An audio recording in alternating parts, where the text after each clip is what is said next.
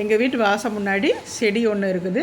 இந்த கல்யாண மண்டபத்துலலாம் ஸ்டேஜிலலாம் வைப்பாங்க இல்லையா, அது மாதிரி அந்த ஸ்டேஜில் வச்சுருந்த செடி தான்.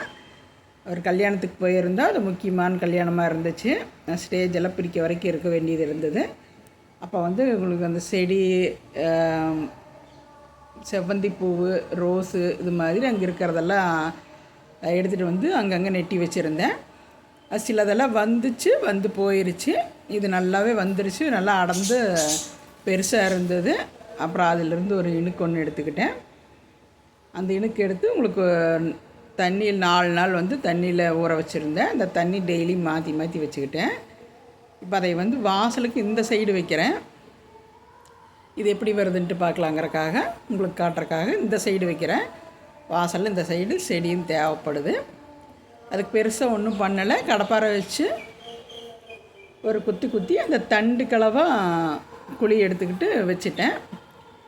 இது டெய்லி உங்களுக்கு வாசல் தொளிக்கும் போது இது கொஞ்சம் தண்ணி விட்டுட்டோம்னா போதும், அது பாட்டுக்கு வந்துடும். இது பெரிய பெரிய நகைக்கடைகளில், இந்த ஜவுளி கடைகளில் இதெல்லாம் உள்ளேயே வச்சுருப்பாங்க, தொட்டியில் வச்சுருப்பாங்க.